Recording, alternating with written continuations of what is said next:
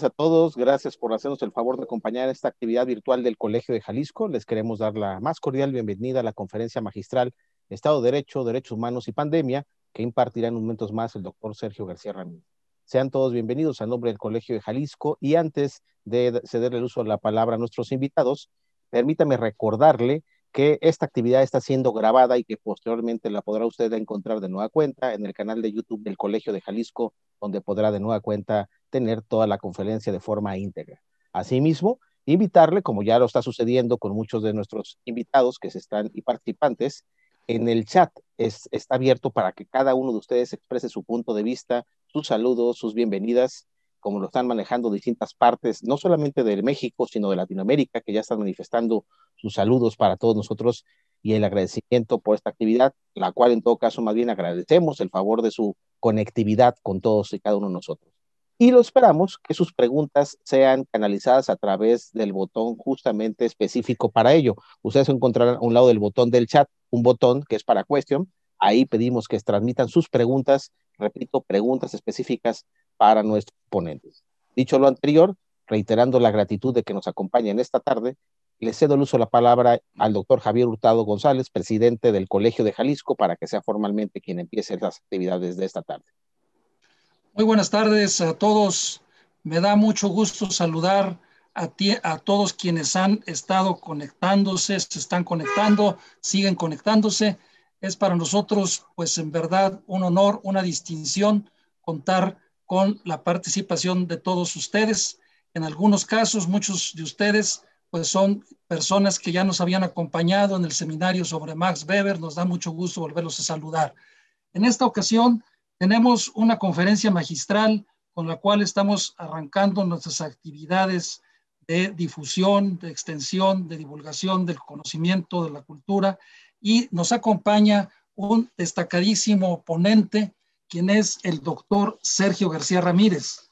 Aunque muchos de ustedes ya lo conocen, permítanme de manera muy sucinta y breve mencionar algunos de los datos curriculares de nuestro invitado. El doctor Sergio García Ramírez obtuvo la licenciatura en Derecho en la Facultad de Derecho de la UNAM con mención honorífica y el doctorado en Derecho en la misma facultad con mención magna cum laude. Es investigador en el Instituto de Investigaciones Jurídicas y profesor en la Facultad de Derecho de la UNAM, la Universidad Nacional Autónoma de México. Es también miembro del Seminario de Cultura Mexicana e investigador nacional emérito en el Sistema Nacional de Investigadores, el máximo rango y grado que concede a sus integrantes. El doctor García Ramírez se desempeñó como juez de la Corte Interamericana de Derechos Humanos de la Organización de Estados Americanos y también fue presidente de dicha corte en el periodo comprendido de 2004 a 2007.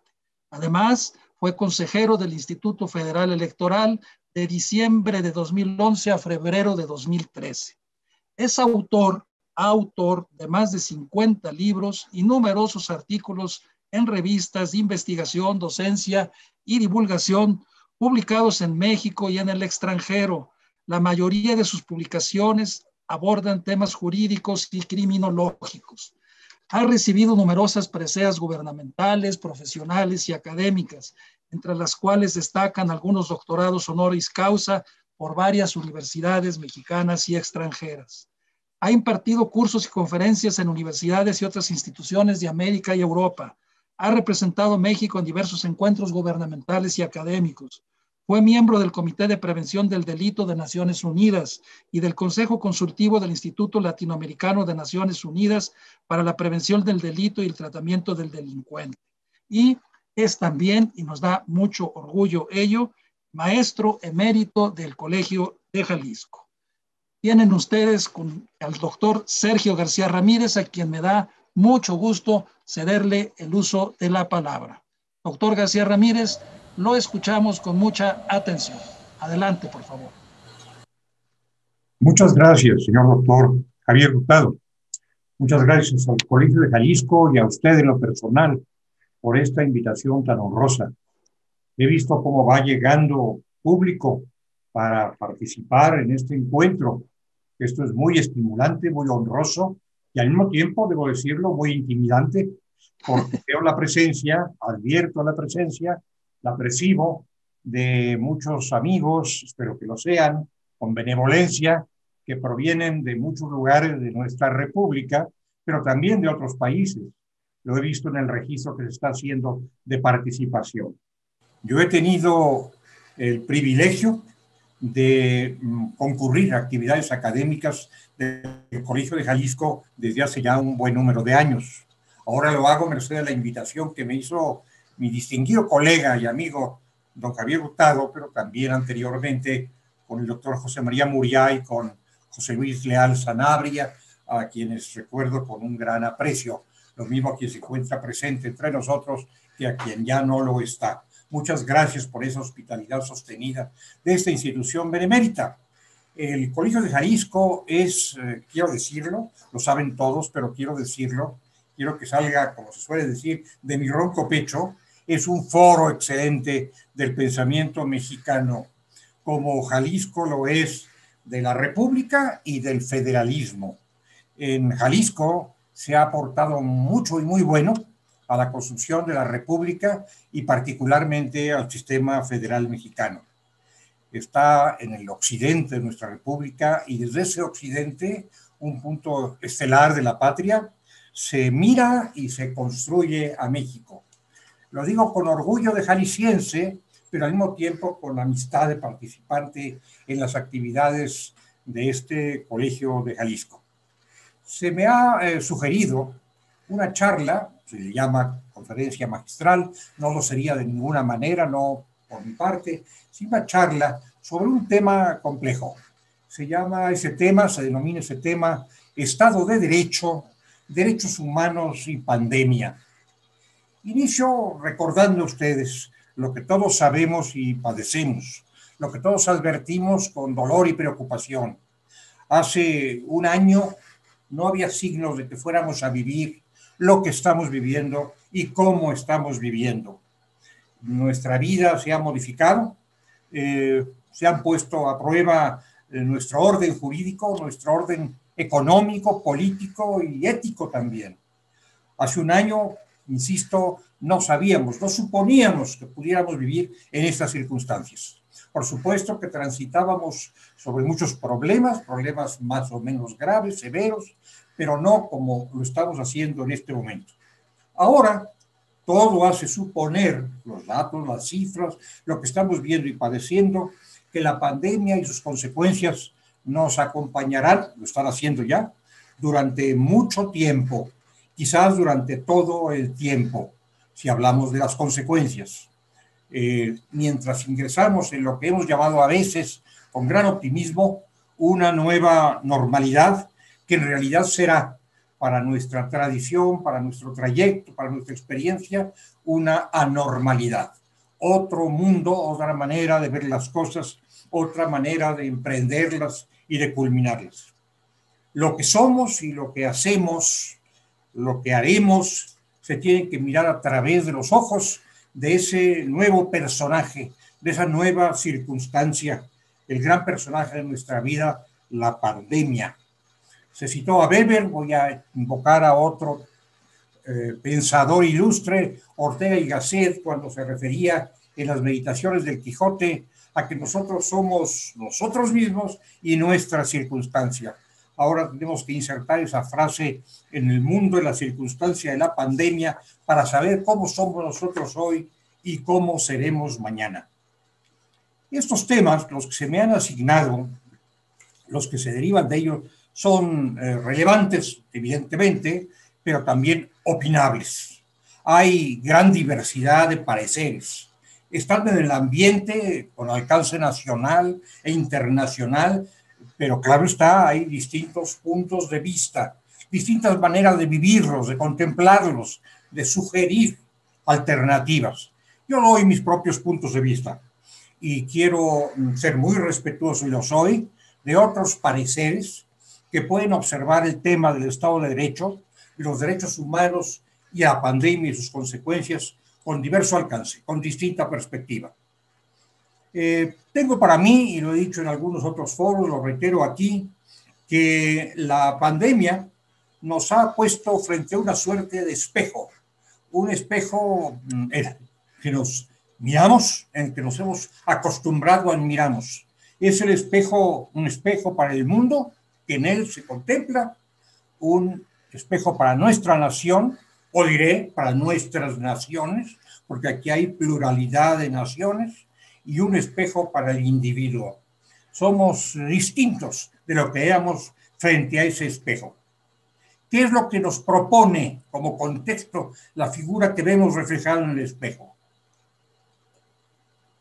Digo yo, pensando sobre todo en México, pero pudiera ser que esto sea aplicable en alguna medida, con alguna intensidad a otros medios, que el escenario, el contexto del personaje, de la situación que vemos en el espejo, nos revela la existencia de un paisaje sombrío y de una crisis reveladora, es decir, un paisaje poblado de sombras, no solamente de luces, también de sombras que a veces se vuelven muy densas, muy intensas y ominosas, y una crisis que es reveladora de lo que estamos pasando y de lo que pasaremos todavía, la pandemia que no cesará en mucho tiempo.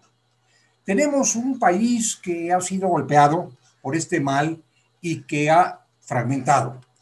ha fragmentado. Un país en el que prevalecen divisiones, distintos pareceres, un país plural, heterogéneo, pero en ocasiones en situación de conflicto.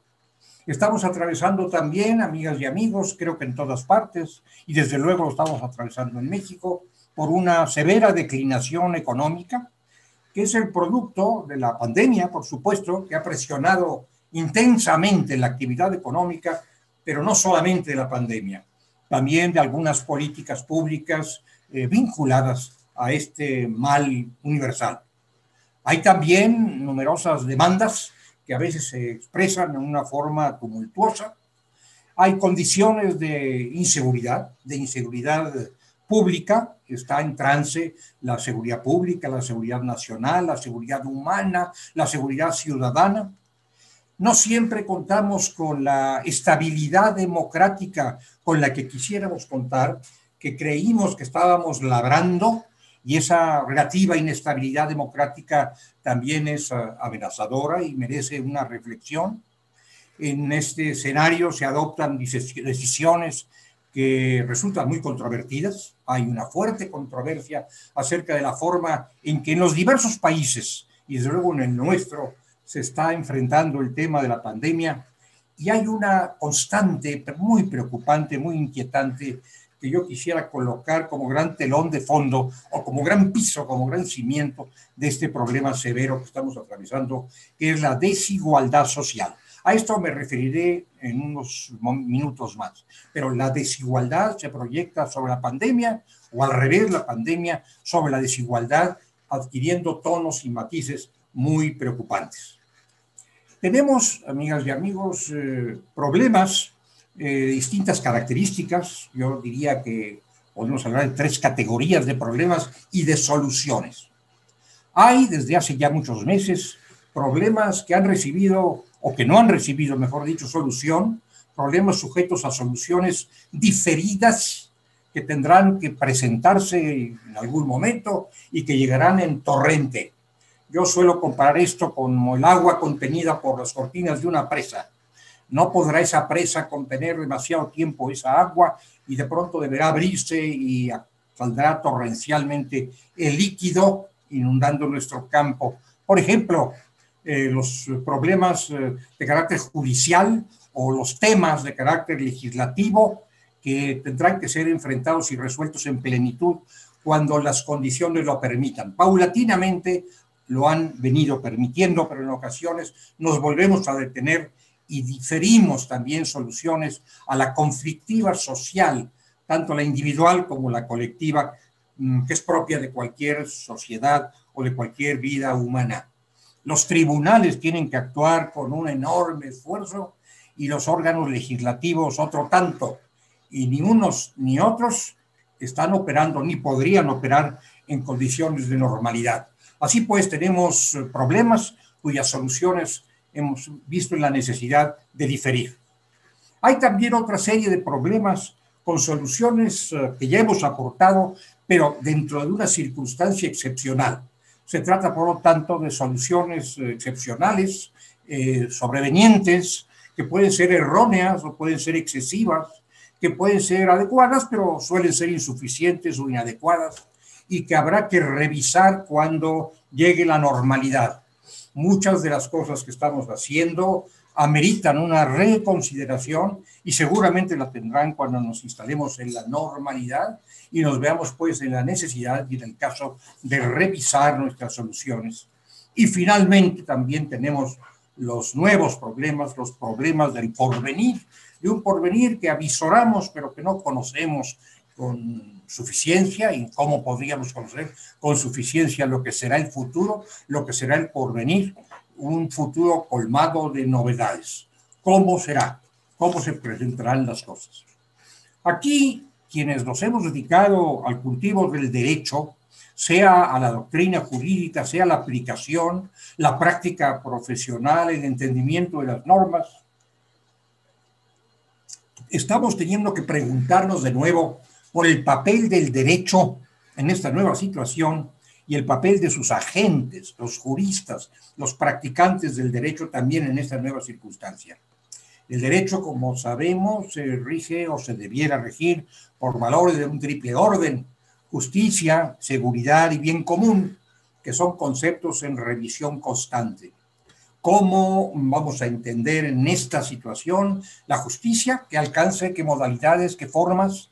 ¿Cómo la seguridad en sus distintas expresiones? Y cómo el bien común.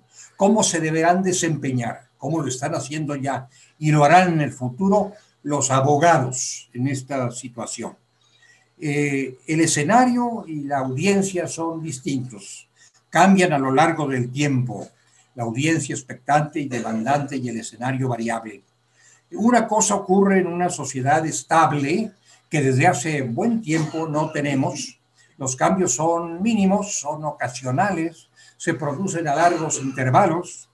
Otra es la situación en una sociedad dinámica, con movimientos y cambios frecuentes, que es la sociedad en la que vivíamos, al menos diría yo en México, pero también en otros muchos países, hasta hace poco tiempo. Y otra es la situación, otro es el escenario y otro es la audiencia en una situación de crisis donde abundan, donde menudean las dudas, donde prospera la incertidumbre y donde hay desafíos extraordinarios. Y es justamente ahí donde nos encontramos. Mencioné yo el tema de la desigualdad. Miremos para atrás, miremos un par de siglos hacia atrás y veamos qué sociedades estábamos construyendo y cómo las estábamos construyendo hace un par de siglos, cuando emergían en nuestro mundo americano las nuevas repúblicas de lo que conocemos como América Latina. Y en el público, entiendo, hay muchos representantes de esa América nuestra, de esa América Latina. En el norte, hacia arriba de nuestra frontera septentrional, se estaba fraguando también una gran democracia. Alexis de Tocqueville, a quien nuestro doctor Javier Hurtado conoce muy bien, estudioso como es de los grandes temas políticos y sociales, Alexis de Tocqueville, al observar lo que ocurría en el mundo norteamericano, ponderó la igualdad sobre la cual se estaba construyendo ese nuevo mundo, esa nueva democracia. Otra era nuestra situación. Aquí yo invocaría ya no a Alexis de Tocqueville, por supuesto, sino otro pensador más o menos contemporáneo del primero que mencioné, el barón de Humboldt, cuando visitando a esa región de Mesoamérica y admirando sus paisajes, su belleza y su riqueza, no dejó de decir que prevalecía en este nuevo mundo una profunda desigualdad. Lo dijo en relación con México, no sé si pudo haberlo dicho o no, y otros lo han mencionado en relación con otras repúblicas, pero en relación con México dijo: no he visto en ningún otro país condiciones tan profundas de desigualdad como las que advierto en esta región del planeta. Y esto es relevante porque hemos vivido tratando de moderar esa desigualdad, tratando de abatir esa injusticia sin lograrla, y la pandemia nos ha colocado de nueva cuenta frente al paisaje de nuestra desigualdad y sus consecuencias en esta hora de crisis. Se han multiplicado los coloquios, los estudios, las reflexiones acerca de este tema. en el Instituto de Investigaciones Jurídicas de la Universidad Nacional Autónoma de México, hemos forjado un libro que se llama Pandemia, la desigualdad que nos espera. ¿Cuáles son las distintas vertientes en las que está operando la desigualdad y cuál es la incidencia que sobre estas tiene nuestra pandemia? Digamos, como se dice en los estudios contenidos en esta obra colectiva, que la pandemia ha revelado profundas carencias que no podemos resolver fácilmente, que también ha manifestado factores de unión entre nosotros en el seno de una sociedad, pero igualmente de separación, y que nos ha sugerido repensar las pautas de lo que llamamos el pacto social. Es decir, ese hipotético acuerdo de ciudadanos, ese hipotético acuerdo de una sociedad, el gran pacto del siglo XVIII, así planteado por los pensadores de la Ilustración, el gran pacto sobre el cual se habría de erigir la nueva sociedad. Pero ese pacto debe ser repensado a la luz de circunstancias cambiantes, como son las actuales. A la hora de pensar en ese pacto social, de repensarlo, de reconstruirlo, de tratar de reedificarlo a la luz de lo que es justo y de lo que es injusto, extirpando lo segundo y propiciando lo primero, habrá que reflexionar sobre el papel de la comunidad nacional, social, como espacio del pacto, pero también de la comunidad internacional. Creo yo que ha quedado ya perfectamente claro, contra lo que supusimos al inicio de la pandemia, que de este problema difícilmente saldremos bien librados, razonablemente bien librados, si no se produce un inmenso esfuerzo internacional en el cual se logren ciertos equilibrios entre los poderosos y los desvalidos, entre los débiles y los fuertes, para superar los problemas que nos han planteado y generar soluciones que sean satisfactorias. La nueva era depende de ese nuevo pacto social y de esa nueva asunción de cuestiones que suscita la comunidad nacional y la comunidad internacional. Y estos, desde luego, amigas y amigos, pues no son problemas solamente para el hombre de leyes, como podrían ser muchos de quienes generosamente me escuchan, o como podría serlo yo mismo, sino que son temas y problemas para todos, para la sociedad en su conjunto y para todos los individuos, no solamente para los juristas y para las personas ocupadas en la interpretación y la aplicación de las leyes. Ahora bien, nosotros quisiéramos situar este asunto en el Estado de Derecho y de cara a los derechos de los individuos, a los derechos de los ciudadanos. Hablemos dos palabras sobre el Estado de Derecho. El Estado de Derecho ciertamente no es simplemente una situación de orden, de control, de contención de los individuos y de las sociedades. El Estado de Derecho es algo mucho más profundo y mucho más ambicioso que eso. Hay que meditarlo en todo su alcance. El Estado de Derecho es un Estado de justicia, es un Estado de derechos de los individuos, donde prevalecen los derechos de los particulares, de los individuos, de los ciudadanos, y de deberes imperiosos oportunamente asumidos y resueltos por el gran obligado, que es el poder público. Eso es, dicho sea de una manera muy somera, reconozco que superficial, pero suficiente para esta charla, eso es lo que podemos entender, insisto, para estos efectos, como un Estado de Derecho. Coloquemos pues ese tema en el centro de nuestras preocupaciones inmediatas y veamos muchos asuntos de la pandemia al amparo de esta idea sobre el Estado de Derecho. Nosotros hemos estado, como es natural, amigas y amigos, muy preocupados, intensamente preocupados, angustiados inclusive, por nuestra salud individual, la salud de quienes se encuentran cerca de nosotros, de nuestros allegados, la salud física, la salud mental, personal y la de quienes nos rodean. Pero esta no es la única salud que yo quisiera invocar y en todo caso no es la única salud que debemos atender. Hay que hablar también de la salud de eso a lo que me refería hace un momento, el Estado de Derecho y de la salud de la República. Sabemos cómo anda la salud de los individuos, sabemos que no anda bien, que no anda en términos satisfactorios.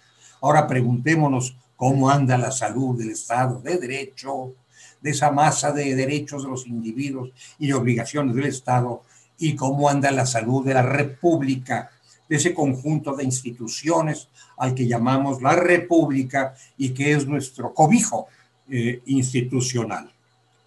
Enfrascados como lo estamos en la salud individual y los allegados, no ha sido frecuente que nos preguntemos a fondo, profundamente, para alcanzar respuestas valederas acerca de la salud del Estado de Derecho y de la República. Hace algunos meses, ya son meses, se celebró un coloquio impulsado por la Facultad de Derecho de mi universidad, la Nacional Autónoma de México, bajo un título sugestivo que pudo parecer en aquel entonces, hablo de mayo de 2020, excesivo, pero que no resulta serlo si consideramos las condiciones actuales. Ese rubro, ese título era rediseñar el Estado a partir de la pandemia. Uno pudo preguntarse entonces, ¿tanto así? ¿Hay que rediseñar al Estado a partir de la pandemia? ¿No podríamos dejar las cosas como se encuentran y resolver la pandemia sin un rediseño del Estado? Bueno, habrá muchas respuestas a esta gran pregunta, pero el mero hecho de que se plantee la interrogante ya es muy indicativo sobre la naturaleza y la gravedad del problema, porque estamos invocando entonces los grandes temas del Estado y su relación con los ciudadanos, los grandes temas que residen en la entraña de la Constitución, los grandes derechos y la forma de atenderlos a través de los deberes asumidos por el Estado. Ahora paso, deducido de lo que estoy diciendo, a reflexionar sobre la forma, y esto tiene que ver con Estado de Derecho, con Estado de Derechos y con pandemia, a reflexionar o a preguntarnos acerca de un fenómeno que se ha venido advirtiendo fuertemente en estos días, en diversos medios. Hablo sobre todo en torno a aquel que desconozco menos o que conozco más, como se quiera decirlo, el ejercicio del poder en nuestros países. Aquí, en esta situación de emergencia, como se le ha calificado, surgen varias interrogantes que hay que resolver. Uno, el ejercicio del poder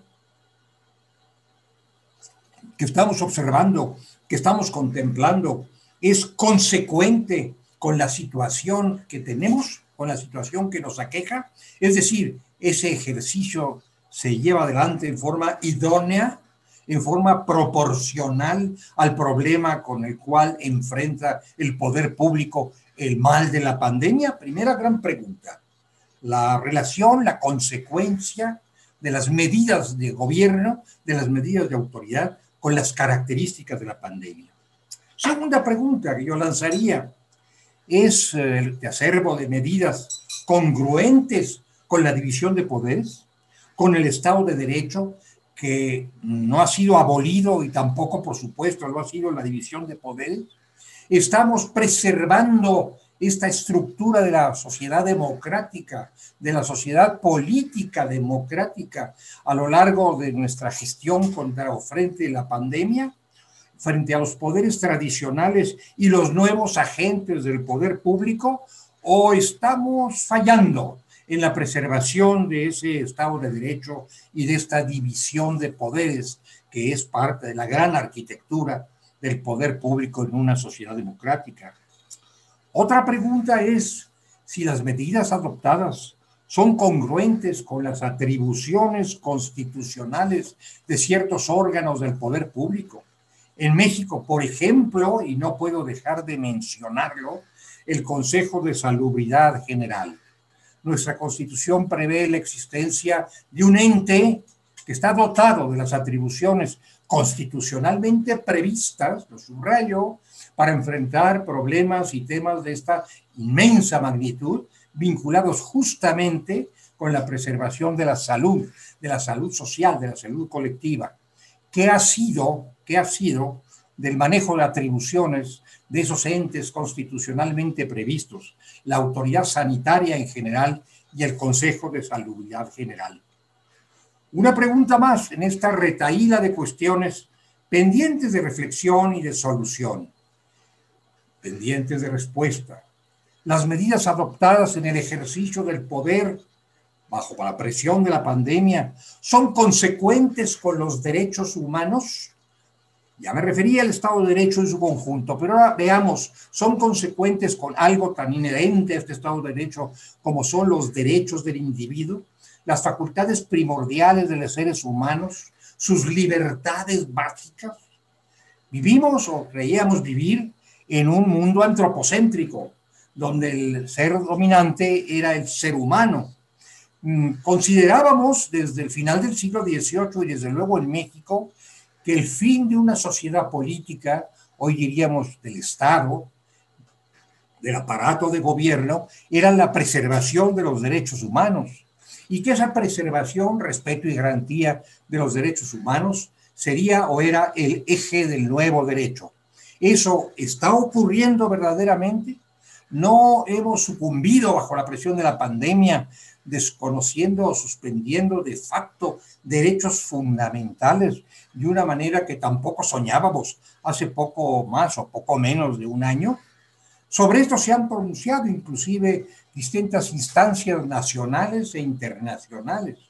Yo invocaría, puesto que estamos hablando en el medio americano, las posiciones expresadas enfáticamente por la Comisión Interamericana de Derechos Humanos, en sendos pronunciamientos, y por la Corte Interamericana de Derechos Humanos, que reconociendo la gravedad de la pandemia y la necesidad de adoptar medidas fuertes para enfrentarla, destacan la prevalencia de los derechos fundamentales de las personas y hace notar que no podríamos enfrentar el mal que nos está devastando aboliendo, suspendiendo, minimizando o afectando los derechos fundamentales, porque entonces saldríamos de esta sociedad descompuesta, de este aparato de gobierno en crisis, saldríamos hacia una sociedad autoritaria que pudiera ser tiránica.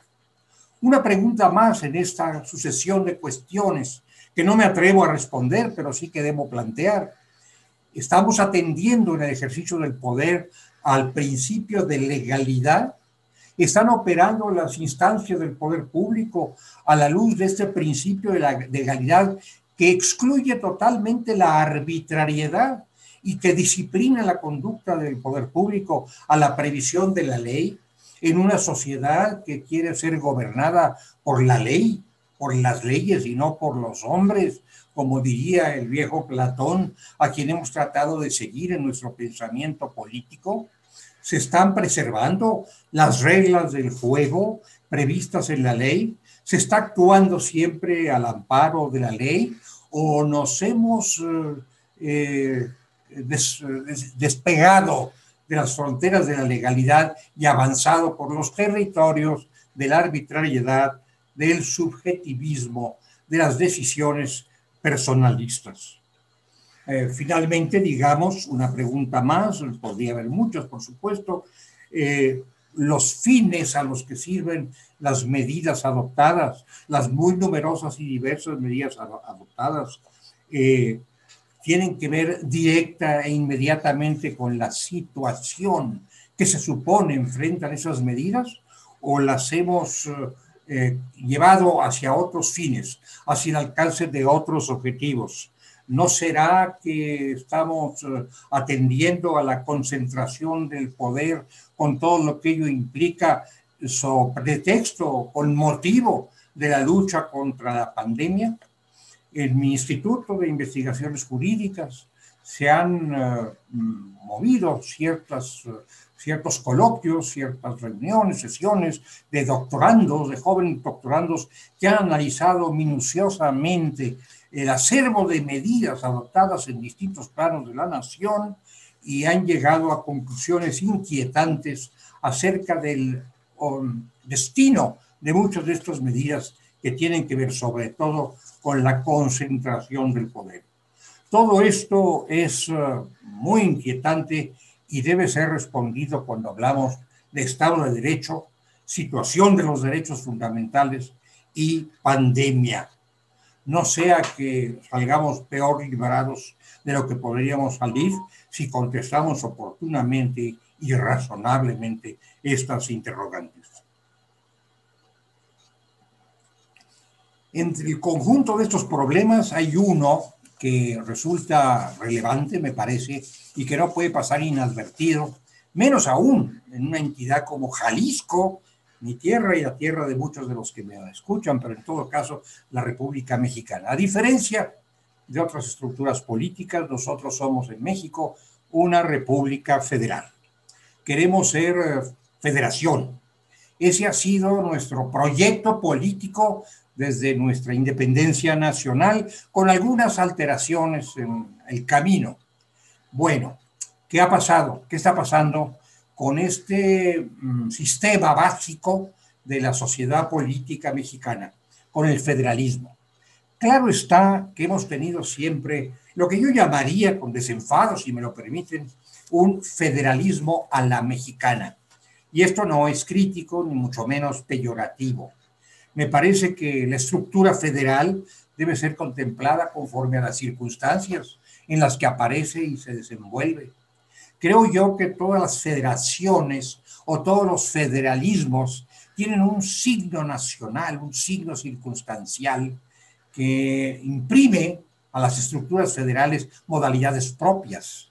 El propio federalismo de la nación, de origen de este sistema, de origen moderno, digamos, de este sistema, los Estados Unidos mexicanos, los Estados Unidos de Norteamérica, perdón, no es el mismo federalismo del origen, el mismo federalismo de hace un par de siglos. Es diferente. Se ha tenido que modificar, ajustar y variar a la luz del proceso social, de los procesos políticos. Y otro tanto ocurre en otras naciones. El federalismo norteamericano no es el que ha informado y gobernado las expresiones de federalismo en Suiza o en Alemania o en Brasil o en Argentina, y desde luego que tampoco en México. Tenemos en los distintos órdenes, en los distintos planos nacionales, federalismos característicos, federalismos vernáculos, si me permiten la expresión. En México hemos tenido un federalismo a la mexicana. Habida cuenta de esta situación, nos preguntamos al imperio, a la luz o a la sombra de la pandemia, ¿qué está pasando con nuestro federalismo? Con el federalismo a la mexicana, pero federalismo en fin de cuentas. ¿Cuál ha sido el impacto de la pandemia sobre las estructuras federales? ¿Y cómo saldrá de esta situación ese federalismo a la mexicana que conocimos hasta hace muy poco tiempo? ¿Cómo están operando las vertientes de la colaboración y de la subsidiariedad que son guías del ejercicio federativo? ¿Cómo están naciendo y están actuando los acuerdos diversos y dispersos en distintos órganos de gobierno? ¿Qué está ocurriendo con esto que advertimos en México constantemente, que es una cierta o algo más que cierta incomunicación entre poderes, a veces confrontación entre poderes, entre instancias de distintos planos del Estado mexicano o del gobierno de la República, a veces con quebranto en el interior de un mismo sector del poder? ¿Cómo se están despachando las atribuciones de las autoridades locales frente a los derechos constitucionales previstos por la Ley General de la Nación? Estos son temas que también debemos replantearnos. Y en México, creo que esto es evidente, no solamente no hemos resuelto un esquema federal operante con la aceptación generalizada para la República en pleno, sino que hemos tenido una serie de tropiezos, una serie de avatares en la mecánica federal y en la relación entre los poderes públicos. Una cuestión adicional que yo quisiera destacar es la necesidad de transparencia y rendición de cuentas. Transparencia y rendición de cuentas que están vinculados con algo muy importante que no podríamos desconocer y que a veces se minimiza o se oscurece, que es lo que podríamos llamar el derecho a la verdad. La sociedad y quienes la integramos tenemos el derecho de conocer la verdad. Sabemos que es muy difícil adquirir ese conocimiento, pero también sabemos que podríamos avanzar mucho más de lo que hemos avanzado mediante una deliberación sensata, juiciosa y una honesta procuración de la verdad que nos avenga, que nos concilie, que nos ilumine. Ese derecho a la verdad también está sujeto a un severo cuestionamiento y a veces ocurre, yo así lo percibo, así lo siento con frecuencia, que caminamos sobre una superficie incierta y que no se está dando satisfacción al derecho social y al derecho individual a la verdad. Paso a otro tema rápidamente, porque, bueno, el tiempo marcha y se agota. Paso a otro tema que es la colisión que se da en el seno del Estado de Derecho, del Estado de Derechos, merced a la pandemia. La colisión, o al menos, si no se quiere hablar de colisión, la tensión que surge, la tensión que existe entre derechos que reclamamos como propios, como inamovibles y que entran en conflicto. Derechos que tendríamos que mantener a salvo. El orden jurídico sirve para generar soluciones a estas tensiones entre intereses, para resolver la pugna de intereses, siempre en la media vía entre la anarquía y el despotismo, como afirmó Bodenheimer. Resuelve los extremos. Bueno, ¿qué pasa con esta colisión de derechos? Hace algunos meses, amigas y amigos, se planteó una cuestión muy relevante en torno a esta materia que tiene características ejemplares. Un desafortunado documento que no llegó a ser imperioso, imperativo, elaborado en el marco del Consejo de Salubridad General, planteó cierta colisión entre el derecho a la vida de unos y el derecho a la vida de otros. Planteó la existencia de vidas preferibles que es necesario atender a unas con sacrificios de otras vidas que no debieran ser atendidas con la misma dedicación, con la misma intensidad. La vida de los ancianos, la vida de los enfermos podría ser minimizada en aras de la vida de los más jóvenes, de los niños, de aquellos que tienen una mayor expectativa de existencia. No digo que este problema esté campeando en este momento, salvo en la intimidad de los hospitales y de las soluciones que tienen que adoptar los médicos, pero sí se suscitó hace algunos meses, merced a ese documento ocurrente emanado de alguna instancia del Consejo de Salubridad General. Fue entonces que se enfatizó una conclusión que debemos mantener como imperativa, como inamovible: el carácter universal de los derechos. No hay sujetos con derechos preferentes sobre otros con derechos prescindibles. El Estado tiene la obligación de atender con la mayor intensidad y con todos los recursos a su alcance los derechos y las libertades, los bienes jurídicos de todas las personas que se hallan bajo su jurisdicción. Es un deber de medios, no de resultados, pero es un deber que debe manejarse con gran intensidad. Es una responsabilidad del Estado y, por supuesto, del hombre de Estado, en el plano nacional y en el plano internacional, preservar esa universalidad de los derechos, dándole también un carácter universal al cumplimiento de los deberes. Vale la pena que nos preguntemos qué es lo que está ocurriendo en este orden de consideraciones. Y el otro mundo de tensiones, ese sí muy a la vista, ese sí muy visible y muy angustioso, es la gran opción, la más grave de todas, entre el desarrollo de la economía y la preservación de la salud. En algún momento pareció que la preservación de la salud tendría un carácter primordial, prioritario, y ciertamente lo tiene, porque es la preservación de la vida, y que podríamos prescindir de medidas favorecedoras del despliegue de la economía. Que en la colisión entre desarrollo económico y preservación de la vida, tendríamos que optar por la preservación de la vida, que es el bien supremo del individuo y el supremo bien que debe resguardar la nación. Pero al cabo del tiempo, nos hemos percatado de que no es muy fácil resolver las cosas bajo este esquema imperioso, bajo este esquema riguroso. En las sociedades prósperas, las respuestas pueden marchar en cierto sentido. En las sociedades con grandes desigualdades como la nuestra, en otro. Las condiciones de cada sociedad y los recursos de los estados nacionales determinan las respuestas en esta antinomia, protección de la salud o desarrollo de la economía.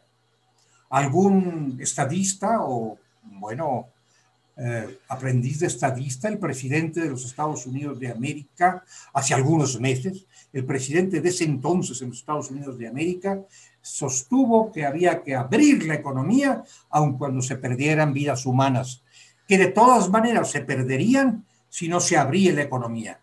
Fue una expresión enfática, brutal diría yo, pero que expuso con toda claridad cuál es el dilema, cuál es la antinomia que enfrentan los estadistas, que enfrentan los jefes, los hombres de Estado, y que debemos resolver porque efectivamente no podemos mantener para siempre, en términos rigurosos, estrictos, cerrada nuestra economía, con sacrificio también de vidas, de libertades, de la satisfacción de necesidades apremiantes.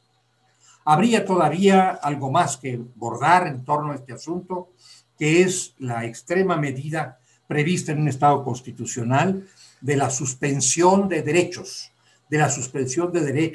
y de garantías, o, como también se ha llamado, de la suspensión en el cumplimiento de los deberes del Estado.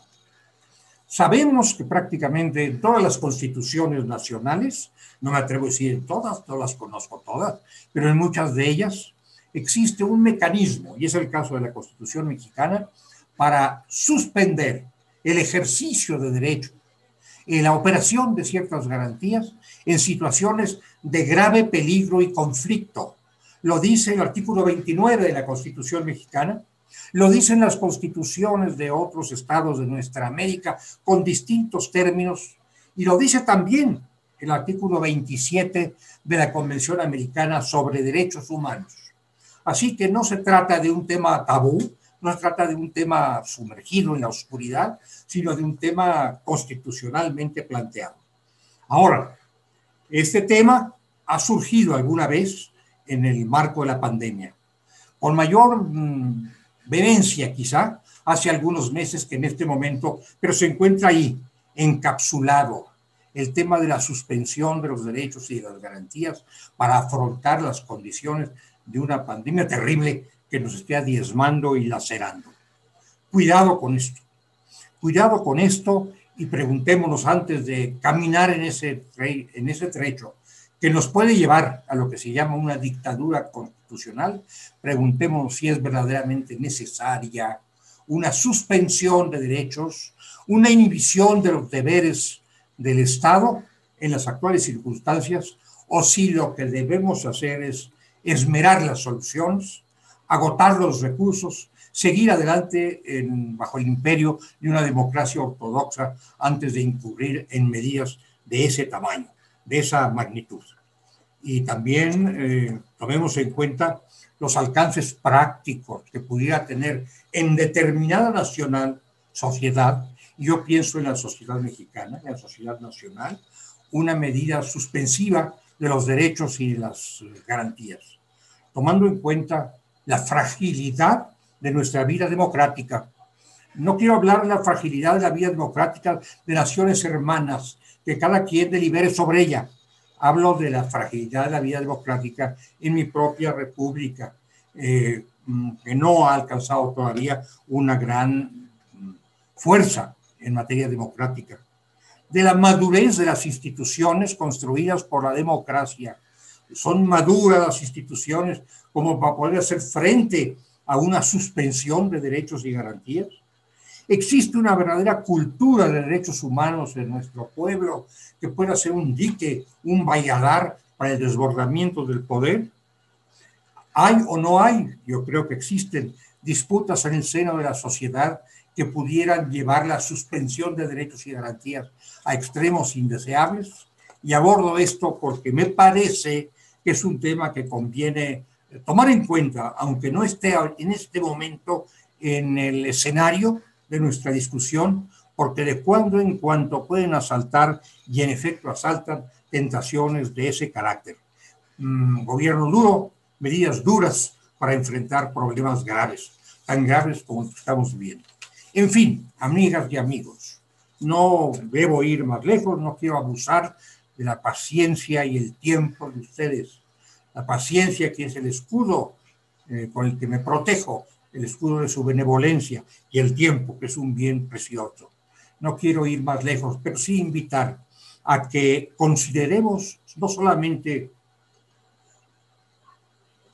los temas de la salud individual, de la prevención de las enfermedades, de las vacunas, de los tratamientos, que son problemas muy arduos, muy graves, muy severos, sino también, sin soslayar los primeros, también los problemas que plantea la salud del Estado de Derecho, que finalmente es nuestra máxima garantía, la salud de la democracia, que finalmente es la estructura política que nos ha preservado o que queremos que nos siga preservando a lo largo de la pandemia y en los años por venir. Es importante no descuidar estos otros aspectos de un problema enorme que no se puede resumir solamente, como importante que ello es, en una cuestión de carácter médico, de carácter preventivo, de carácter sanitario, sino que debe ser atendido también en igualdad de consideraciones, con igualdad de preocupaciones, a la luz de los grandes asuntos políticos de una nación. Y esos asuntos políticos de una nación se pueden resumir en el título que hemos dado, con la conformidad de mi querido amigo don Javier Hurtado, a esta charla: Estado de Derecho, Derechos Humanos y Pandemia.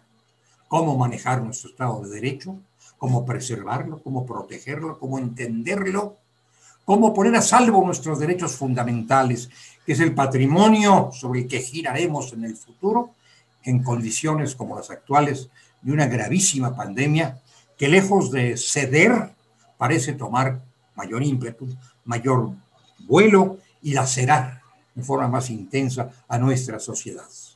Con esto yo terminaría mi propia reflexión, quedando desde luego a la amable disposición de ustedes para escuchar sus comentarios, las preguntas, en caso de haberlas, y para poder dar mis propios puntos de vista complementarios de los que he expresado. Doctor Hurtado, tiene usted la palabra. Ahora me toca a mí decirle, tiene usted la palabra, se la cedo para seguir adelante con esta reunión tan inquietante sobre temas tan preocupantes. Gracias. Muchas gracias, doctor Sergio García Ramírez. La verdad que su exposición magistral pues nos ha recordado los enormes desafíos que la pandemia ha venido a generarle a las democracias contemporáneas y a los estados de derecho que actualmente existen en el mundo. Las condiciones con las que se enfrenta la pandemia son completamente diferentes a las que existieron durante la llamada gripe española hace poco más de 100 años. Hoy la mayor parte de los países son democracias con sus diferentes clasificaciones que se han establecido en distintos rankings que se publican. Pero hoy podemos decir que lo que predomina en el mundo son democracias defectuosas, débiles, imperfectas, como queramos llamarles, pero son al fin y al cabo democracias. Pero estas democracias y estos estados de derecho formales o reales que existen en el mundo, la pandemia les ha generado una gran cantidad de retos y de desafíos, porque, pues podemos decirlo en términos simples y llanos, a todos los países del mundo, a sus estados de derecho, a sus construcciones democráticas, nos agarró, como se dice coloquialmente, fuera de lugar. Creo que ninguno de los países estaban preparados para hacer frente a estos enormes desafíos que nos ha planteado la pandemia y que el doctor García Ramírez ha señalado de manera muy precisa y elocuente en la conferencia que nos ha brindado. Así, por ejemplo, pues nos ha recordado las tres grandes problemas, tanto la desigualdad como los de carácter judicial y legislativo, los problemas del porvenir, los que estamos viviendo, y entre otros, yo me permitiría nada más mencionar una vez más para subrayarlo lo que mencionaba de manera muy pertinente el doctor García Ramírez, las preguntas que se hacían. ¿El ejercicio del poder se hace en forma idónea y proporcional al mal de la pandemia? ¿El acervo de medidas es congruente con la división de poderes y el Estado de Derecho? ¿Las medidas adoptadas son compatibles con las atribuciones del poder público? En consecuencia, como ya lo dijo el doctor García Ramírez, no solamente estamos ante un grave problema de salud de los individuos, sino que también de salud de la República, de salud de las instituciones, de salud de la división de poderes, del Estado de Derecho y de la democracia. Nos ha recordado también el doctor García Ramírez cómo se presentan esos problemas en algunas de nuestras naciones que han optado por el sistema de organización político federal. Yo me permitiría aquí recordar nada más que no es casualidad, curiosamente, que los 3 países que tienen hasta la fecha el mayor número de muertes, incluso los 4 que tienen el mayor número de muertes, son federales, que son los Estados Unidos, Brasil, México y la India. De esos tres podríamos nosotros mencionar, como los clasificaba el doctor García Ramírez, federalismos vernáculos. Pero pues está uno, que es los Estados Unidos, que inexplicablemente viene a generar el mayor problema y la mayor expresión de muertes, de desastres que ha generado la pandemia en nuestros vecinos del norte. Y sin embargo, hay un país federal en donde la ha sorteado de mejor manera, que es Alemania. Creo que esta es una observación y una pregunta que nos debe de llevar a motivar de por qué en estos federalismos vernáculos se han presentado estos problemas y en los federalismos de clima más frío, como son quizá los Países Bajos y Alemania, se presentan y se afrontan estos problemas de distinta manera y con mucho mayor éxito. Así entonces, creo que también el doctor García Ramírez nos ha recordado esta colisión de derechos que se expresa en las condiciones que estamos viviendo entre el Estado de Derecho, que entra en conflicto, sin lugar a duda, con los derechos humanos de los individuos, el derecho a la vida, que debe de ser universal, y la gran contradicción o antinomia que se ha expresado y que algunos países la resuelven pues de una manera diferente y con la cual pues quizá no se esté del todo en acuerdo. ¿Qué es más importante? ¿Preservar la economía o asegurar y preservar la salud y la vida? Yo creo que ese es uno de los grandes dilemas o desafíos que tiene el Estado contemporáneo y el Estado de Derecho en el mundo, en donde, pues nos ha señalado el doctor García Ramírez, se ha echado mano de algunas figuras de suspensión de derechos, de regímenes de excepción o de dictaduras constitucionales. Y habrá que decirlo, pocos son los países de Iberoamérica en donde en su constitución están contempladas las medidas que han tomado algunos gobiernos para suspender derechos y libertades fundamentales, los cuales, a mi modo de ver, solo se pueden suspender por autorización expresa en la Carta Magna y por los órganos competentes para hacerlos, no por un solo individuo ni por un órgano administrativo. Esa suspensión de derechos, esa cancelación de ciertas libertades, solo pueden declararla los poderes que son producto del voto popular y de la voluntad popular. Así entonces creo que se han señalado los grandes temas y desafíos que enfrenta el Estado de Derecho y los derechos humanos en las condiciones de la pandemia. Nuestro sincero reconocimiento, doctor García Ramírez, y vamos a dar paso a las sesiones de preguntas y respuestas, que hay muchísimas, 119 ya, pero aquí la maestra en arquitectura, Ixchel Ruiz Anguiano, que es la secretaria general del Colegio de Jalisco, nos va a hacer el favor de expresarle a usted, doctor García Ramírez, haciendo un esfuerzo de síntesis y de agrupación, algunas de las preguntas más importantes, que ya había algunas, todas son sumamente interesantes y muy pertinentes. De tal manera que voy a permitir ceder el uso de la voz a la maestra Ixchel Ruiz Anguiano, secretario general del Colegio de Jalisco, para que tenga bien decirnos cuál sería la primera ronda de preguntas que se le plantearía al doctor García Ramírez. Por favor, maestra, si es tan amable. Muchas gracias, doctor Javier Hurtado. Bueno, doctor Sergio García Ramírez, quisiera comenzar con un grupo de preguntas que tienen que ver precisamente con derechos humanos y a continuación se las planteo. De Israel Hernández, ¿la pandemia coloca a los derechos humanos por encima de la legalidad y de la política pública? Si esto es así, entonces los jueces deben tener un nuevo paradigma para dictar sentencias. Otra pregunta sobre este tema. Tratándose de los DESCA, el poder público puede suprimir o dejar sin efecto de manera temporal alguno de estos derechos y si podría tener alguna responsabilidad en esto. Una pregunta más sobre este tema de José Antonio Durán. Que algunos sitios estén vetados a personas de más de 60 años no atenta contra el derecho de los ciudadanos.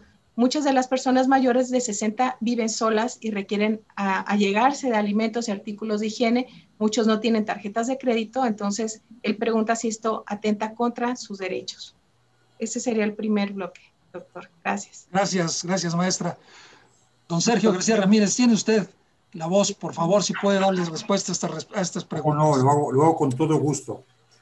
¿Por qué no? Este es un bloque imponente de preguntas, desde luego, de enorme relevancia. ¿Por qué no le permitimos a la maestra que nos haga el favor, o que me haga el favor, de mencionar el segundo bloque y trataría yo de abarcarlos, porque eventualmente puede haber reiteraciones para poderme organizar del mejor modo posible.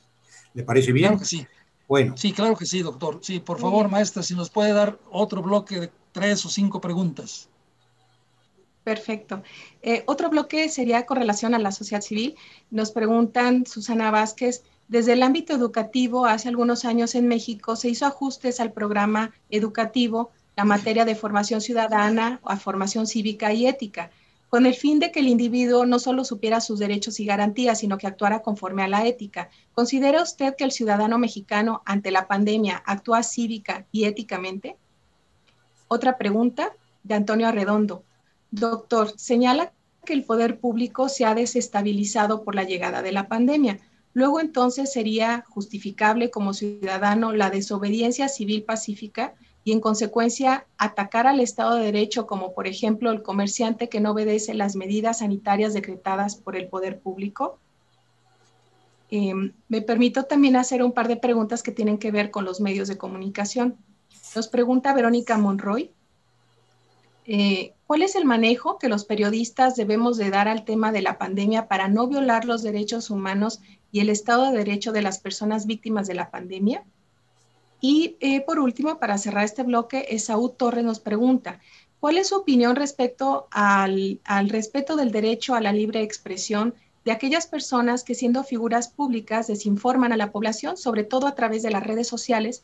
¿Esto se deberían de eliminar o censurar sus cuentas? Como ya ha pasado, ¿qué medida cree que sea óptima para evitar que la población se desinforme y por ende se vea obstaculizado el freno de esta pandemia? Muy bien. Muchas gracias, maestra. Bien. Ahí tiene usted una amplia gama de preguntas. Sí, una amplia gama de preguntas complicadas, arduas, cuestiones que no es fácil atender de una manera satisfactoria seguramente. No tendría yo las fuerzas para ello, pero voy a esforzarme, voy a hacer lo que pueda para enfrentar estos cuestionamientos. Y que son desde luego muy bienvenidos, son desde luego muy bienvenidos y muy pertinentes en el marco de la situación que estamos analizando. Derechos humanos por encima de la legalidad y políticas públicas. Mire usted, lo que está como el factor fundamental, el actor fundamental de nuestra vida social y política es el ser humano. El ser humano, estamos en una sociedad a la que se ha calificado como antropocéntrica. En un constitucionalismo, Haberle lo dijo, al que se califica como antropocéntrica, cuyo bien fundamental, cuyo valor esencial es el ser humano. Y los derechos humanos y las libertades fundamentales son la espada y el escudo, para decirlo con una expresión juarista, de ese ser humano. Eso está por encima de toda consideración. Y eso está recogido en las constituciones políticas y debiera estarlo en la legislación que deriva de esas constituciones políticas. No es precisamente que los derechos humanos entren en colisión con la legalidad o entren en colisión con las políticas públicas. Es que el principio de legalidad y las políticas públicas deben reflejar el bien de las personas, deben reflejar la dignidad del ser humano y traducirse en derechos humanos, atender los derechos humanos. Así que ahí no veo yo la posibilidad teórica, se entiende, de una colisión, sino que debe haber una perfecta conciliación, unidad entre legalidad, políticas públicas y derechos humanos. Lo que está encima, en la cúspide de ese triángulo, es el ser humano, rector de todo. Los DESCA, suprimibles. Bueno, los derechos económicos, sociales, culturales y ambientales son derechos humanos y por lo tanto su afectación está sujeta a los mismos principios y reglas que la afectación, suspensión en su caso, de otros derechos humanos. Y ahí están esos preceptos a los que me referí, tanto de la Constitución mexicana como de la Convención Americana sobre Derechos Humanos. Se pueden suspender, salvo los derechos considerados en lo que llamamos el núcleo duro de los derechos humanos, que es por fortuna un núcleo muy amplio. Los demás derechos pueden verse afectados a través de un procedimiento constitucional muy complejo, que no necesariamente se ha seguido en todos los casos. A veces lo que hemos tenido ha sido una suspensión, pero si no se quiere decir suspensión, digamos una reducción, minimización, afectación de facto de derechos fundamentales sin que exista un procedimiento de suspensión con arreglo a la Constitución. Esto es lo más preocupante. A mi modo de ver sería muy preocupante, inclusive con arreglo a la Constitución, suspender derechos si tenemos otra manera de resolver problemas. Pero suponiendo que nos veamos en la necesidad apremiante, insoslayable de emprender suspensiones, habría que hacerlo al amparo de la Constitución y no al amparo de la voluntad de los gobernantes, no de una manera caprichosa o arbitraria. El problema de los adultos mayores, habla alguna de las personas que me hace favor de preguntar, del tratamiento de adultos mayores. Es un tema particularmente sensible, como ustedes podrán suponer. Para mí, pues un adulto mayor, para que soy yo, pues tiene que contemplar con esos ojos, los ojos de un adulto mayor, los problemas de adultos mayores. Pero saliendo pues de las reflexiones de tipo personal, recordemos, los principios que gobiernan el orden público de los derechos humanos son, entre otros, el de igualdad. Todos deben ser tratados con arreglo a la ley, todos deben ser tratados en condiciones de igualdad al amparo de la ley, y el de especificidad. Sí, todos deben ser tratados con igualdad, pero hay situaciones de facto, de materiales, reales, específicas, que obligan a adoptar medidas también específicas, no para cancelar derechos, sino para realizar derechos, para preservar derechos. Entonces, seamos cuidadosos, acuciosos y comprensivos en la tutela de los derechos con regla de especificidad de los sectores vulnerables de nuestra sociedad, entre ellos los adultos mayores, pero también los niños, también las mujeres, también los enfermos, también los discapacitados, también los migrantes, también, bueno, en fin, grandes sectores de la sociedad. Así que tenemos que llegar a una conciliación entre el gran principio universal de la igualdad y el tratamiento de condiciones específicas que reclaman medidas también de carácter especial.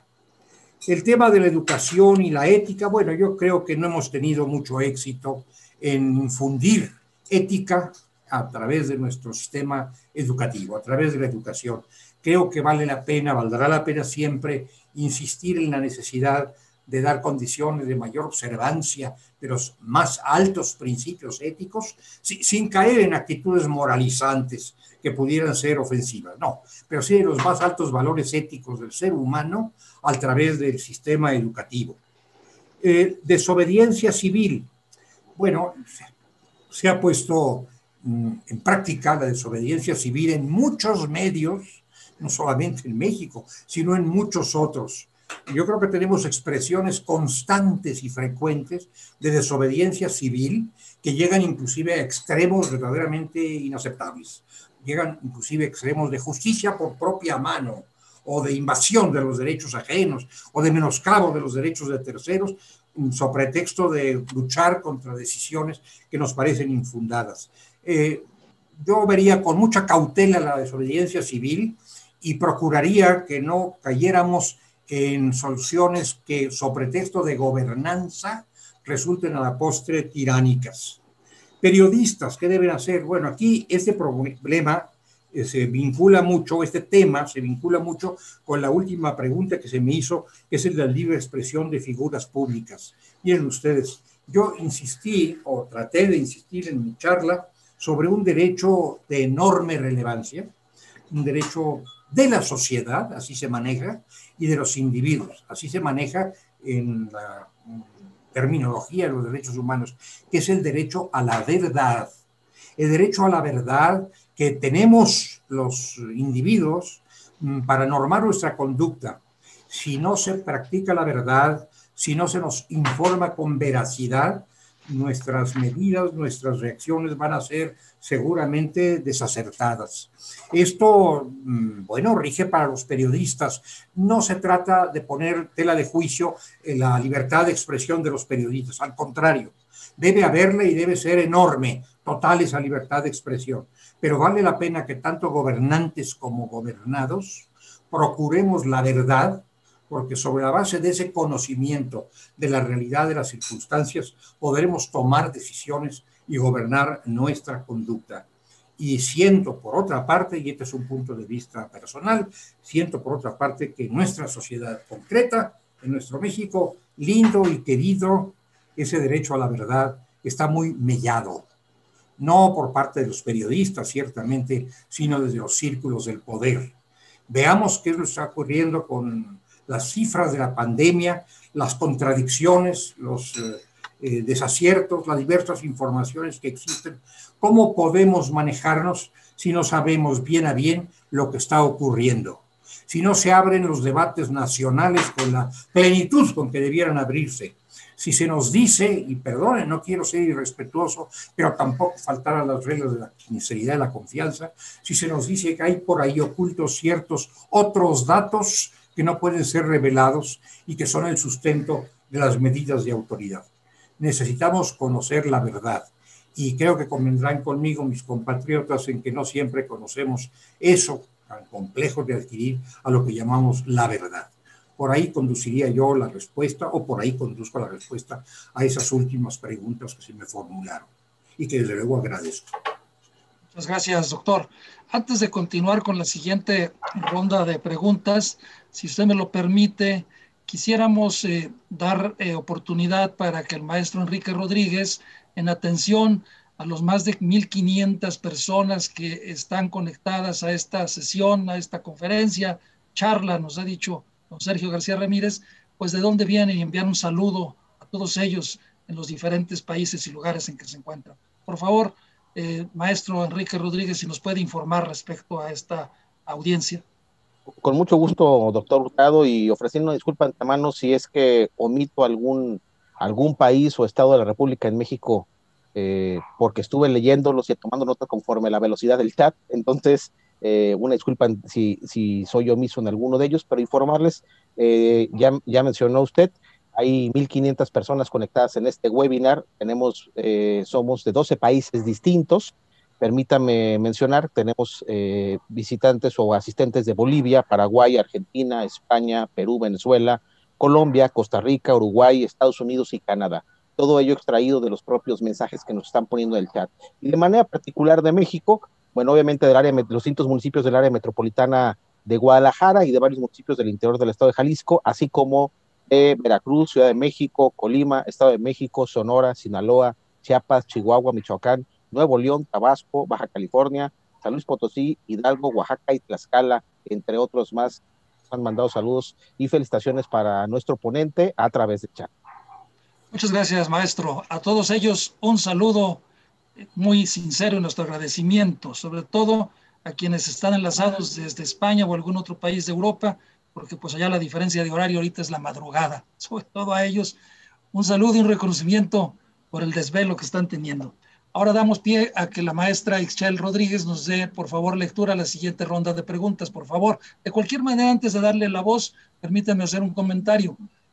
si lo tiene bien el doctor, si así nos lo autoriza, le pudiéramos a usted, porque va a ser imposible darle respuesta a todas las preguntas y mencionarlas, le mandaremos a su correo, doctor, si nos lo permite, las preguntas que nos han formulado, y creo que también puede ir quién es el que la realiza, para que si usted pudiera interesarle darle respuesta puntual a alguno de ellos o una respuesta genérica agrupada a varios de ellos, pues lo pudiera hacer. Le vamos a hacer llegar posteriormente todas las preguntas, sean 177 preguntas, obviamente no vamos a poder desahogarlas todas, pero le vamos a hacer llegar a usted todas las preguntas. Entonces, adelante por favor, maestra Ixchel Rodríguez, con la siguiente ronda de preguntas. Sí, gracias. Bueno, la siguiente ronda quisiera dedicarla a la impartición de justicia en este contexto de pandemia. Le preguntan, doctor Sergio García Ramírez, ¿qué opinión tiene de que varios tribunales del país estén cerrados y hayan suspendido plazos? ¿Que acaso no se violenta el derecho de acceso a la justicia? También Gonzalo Uzcamaita nos pregunta, con las audiencias virtuales forzosas por las medidas adoptadas de distanciamiento social y cuarentena, ¿se está preservando el principio de inmediación o se vulnera el derecho a la defensa de un imputado? Verónica Gallegos le pregunta, si bien es cierto que la vida sufrió muchas modificaciones después de la pandemia, en cuanto a los contratos que se celebraron antes de esta, ¿sí se puede recurrir a la teoría de la imprevisión? Pues la pandemia fue una situación imprevista no solamente a nivel nacional, sino mundial. Y por último, de este bloque, Jorge Villanueva pregunta, ¿cuál es su opinión respecto a la suspensión de labores en los diversos tribunales del país con motivo del COVID? En específico, ¿cómo afecta esto a la tutela judicial efectiva de los justiciables, en específico a las personas privadas de su libertad? Doctor Sergio García Ramírez, si usted me permite, yo quisiera incluir una pregunta más que leí desde el principio, creo que fue la primera, de Juan Raúl Gutiérrez Zaragoza, que le pregunta, doctor, la actuación del doctor, bueno, no quisiera ni mencionar su nombre, el responsable de la lucha contra la pandemia, respecto del manejo de la pandemia, ¿encuadra en algún tipo penal? Sabemos a quién nos referimos, ¿no? Es mejor ni mencionarlo, porque no creo que sea digno de eso. Entonces, por favor, doctor García Ramírez, si pudiera usted darnos algunas respuestas sobre estas preguntas. Cómo no, con todo gusto, trataré de hacerlo. Quedo pues en el entendido de que esta sería una ronda de preguntas que procuraré atender y que me harían llegar a mi correo electrónico otro conjunto de preguntas para que yo pueda despacharlas desde ese lugar. Difícilmente podría mi correo electrónico absorber 180 preguntas. No tengo esa capacidad tecnológica ni la tiene los instrumentos de los que me valgo, pero haré lo posible para reunir y atender en la mayor medida de mis posibilidades las preguntas, a efecto de que ya con esta segunda, que ya no es segunda, sino tercera ronda, cerremos este capítulo y podamos atenernos a lo que nos llegue por correo electrónico, con todo gusto. Bueno, quizá la primera pregunta que yo deba atender es la que usted mismo acaba de formular, pero usted no señaló al imputado, no identificó al autor de algo que eventualmente pudiera o no ser constitutivo de delito, y casi preferiría que no lo hiciera usted, porque entonces el que podría incurrir en una falta sería usted, no necesariamente yo al contestar. Pero yo no veo, no puedo decirle si algún informador o algún orientador o algún conductor de políticas públicas ha cometido o no ha cometido un delito en el estricto sentido de la palabra, sin analizar cuidadosamente, porque este es un tema terriblemente delicado. Lo que sí puedo decir con toda llaneza y con toda franqueza es que la política de comunicación social que se ha emprendido dentro de esta estrategia, de esta discutible estrategia de enfrentamiento a la pandemia, es errática, insuficiente e inadecuada. Yo creo que no ha satisfecho ese derecho a la veracidad, ese derecho a la verdad. Comprendo que es muy difícil tener respuestas suficientes y totales para cada una de las cuestiones que se plantean. Lo comprendo. No quisiera estar en los zapatos de nadie que deba manejar la pandemia, pero a estas alturas creo que ha quedado perfectamente claro, por lo menos para mi mirada, otros podrían tener otra manera de entender las cosas, que la estrategia ha sido muy cuestionable, muy insatisfactoria. Sus resultados son un número de muertes verdaderamente excesivo y de contagios que a lo mejor pudimos evitar. En algún momento se dijo por parte, entiendo yo, pero usted me corregirá, de la misma persona a la que usted implícitamente se refirió, se dijo que el colmo de nuestra pandemia sería una cifra del orden de 60,000 defunciones y que el punto más alto de esa curva estaría en el mes de mayo. Y hemos visto que las cosas no son así, que las cosas han sido de una manera totalmente distinta y que la pandemia realmente parece habérselos ido de las manos. Entonces no podría yo calificar positivamente ni la estrategia seguida que da semejantes resultados, ni a los voceros que se han esforzado en acreditar esa estrategia y que no arrojan resultados, que no se pueden comunicar los resultados que sean satisfactorios. Pero no le invito a que mencione usted, a que identifique usted al imputado, porque está pendiente la segunda etapa de la investigación. Para ponerlo en términos del nuevo Código de Procedimientos Penales Nacional, estamos en una segunda etapa de la investigación. La impartición de justicia y los tribunales cerrados. Bueno, efectivamente, es lo que yo dije en un primer momento, me parece. Hemos frenado las soluciones indispensables para atender ciertos problemas que están contenidos, controlados, como atrás de la cortina de una presa. En un momento dado esa presa se abre y surge toda esa problemática.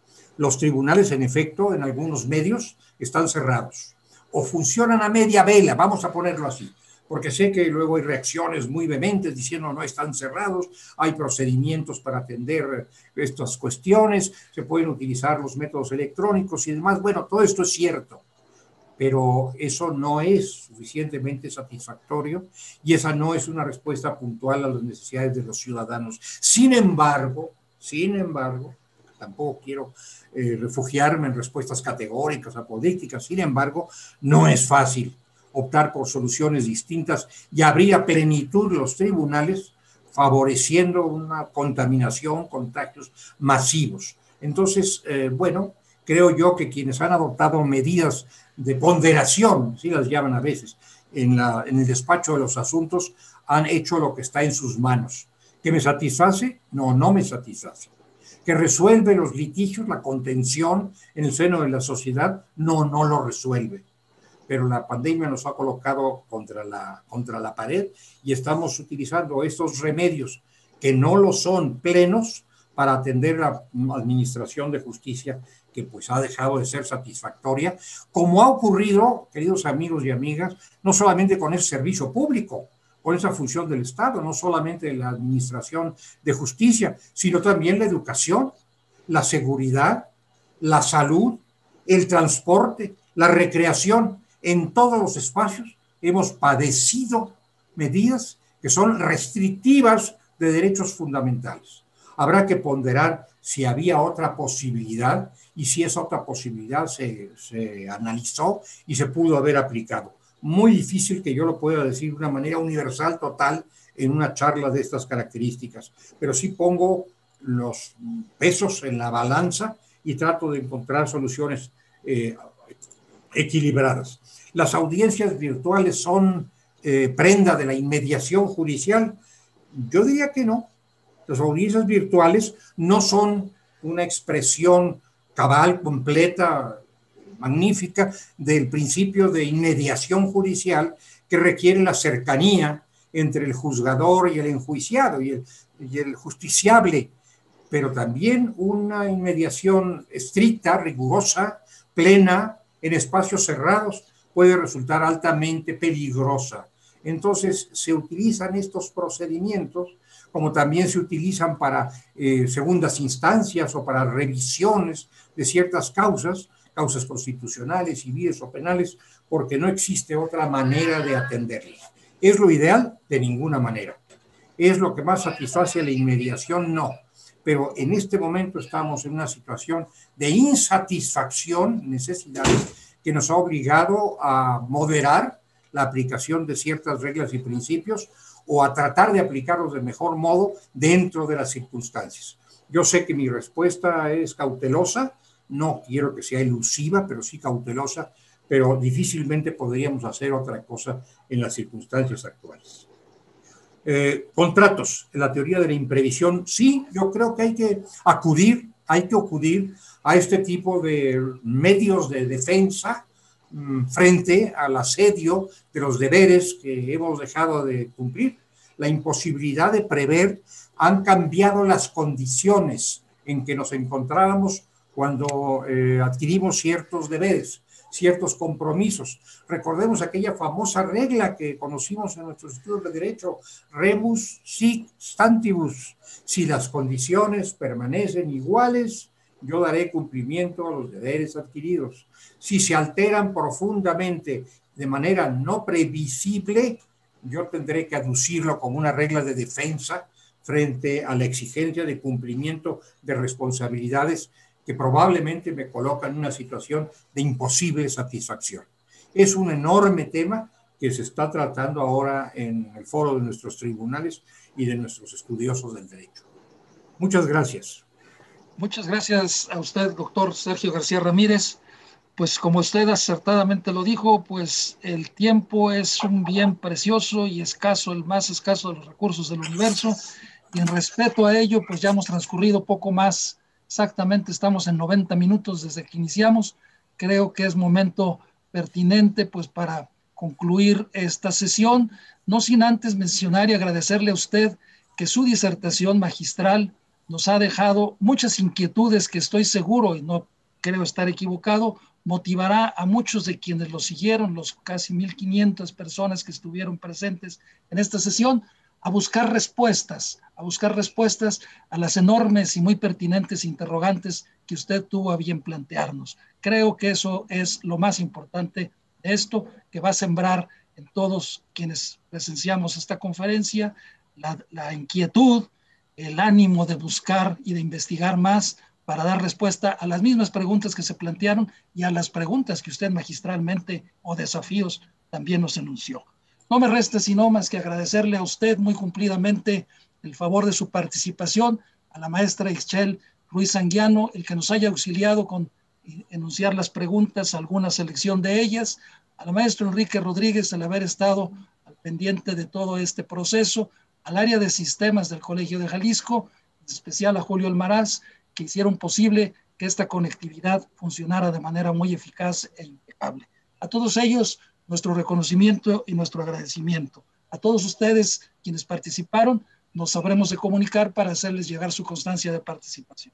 Muchas gracias a todos ustedes en nombre del Colegio de Jalisco y que tengan muy buenas noches. Gracias. Muchas gracias a usted y a todos los que han participado.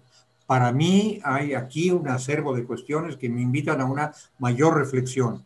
Estuve viendo las preguntas y las observaciones en el chat, todas muy juiciosas y complejas, muy difíciles. Esta situación nos atrapó a todos ante un cúmulo de novedades que evidentemente no hemos podido resolver todavía en una forma satisfactoria. Yo soy uno de los atrapados en ese cúmulo de novedades. Agradezco su paciencia, su comprensión y les saludo con mis mejores votos por su salud individual y social y por la salud de la República. Muchas gracias. Muchas gracias a todos. Muy buenas noches.